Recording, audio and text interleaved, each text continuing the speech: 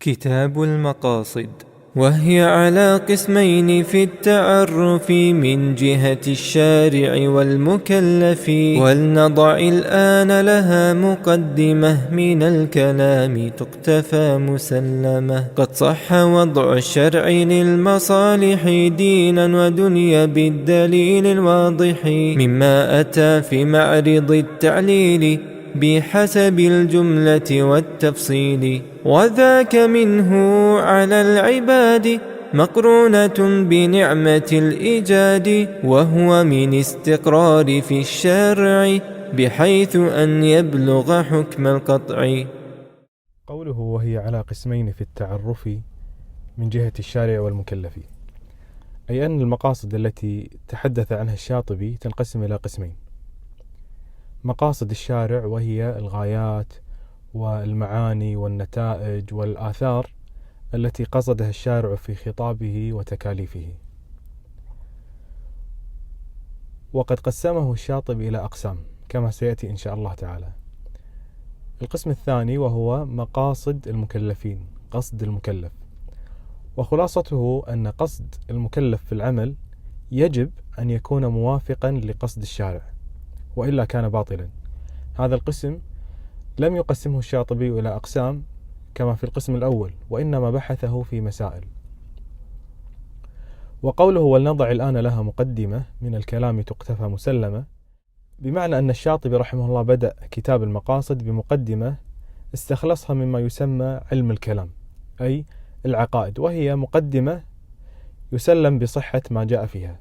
ومدار هذه المقدمة حول مسألة تعليل أفعال الله وأحكامه، بحيث يجوز أن تكون العلة أو الحكمة مقصودة وسابقة للفعل من أفعال الله تبارك وتعالى. وهذه المسألة اضطربت فيها آراء الأشاعرة بين كتب العقيدة من جهة وكتب الفقه وأصوله من جهة. والصحيح أن أفعال الله عز وجل وأحكامه كلها معللة، فالله سبحانه وتعالى هو أحكم الحاكمين، وهو الحكيم الخبير، وهو العزيز الحكيم كما أخبرنا سبحانه وتعالى عن نفسه، فلا يفعل ولا يحكم إلا بمقتضى حكمته التامة سبحانه وتعالى، وليس بمحض المشيئة الخالية عن حكمة.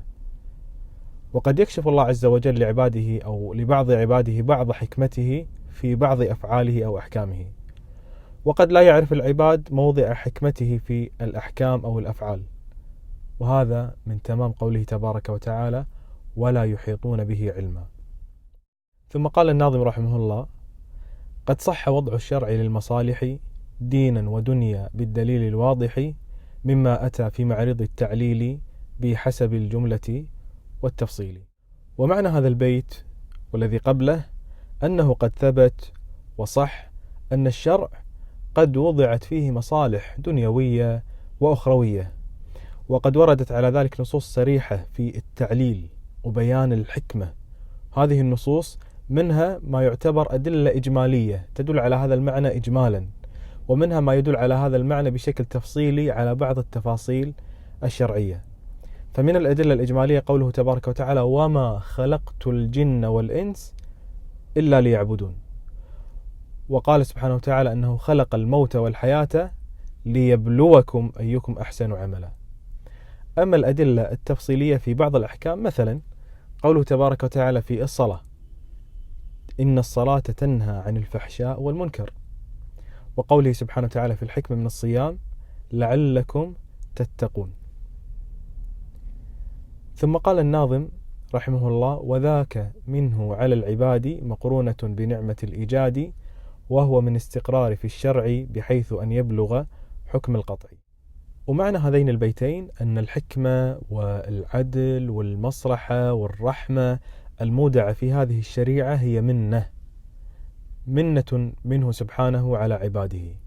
هذه المنة هي نعمة أخرى اقترنت بنعمة عظيمة، وهي نعمة الإيجاد من العدم، كما قال تبارك وتعالى أنه خلق الموت والحياة ليبلوكم أيكم أحسن عملا. هذا المعنى مستقر ومتقرر على نحو مقطوع به، وذلك من خلال الاستقراء والتتبع لأحكام الشريعة ونصوص القرآن والسنة.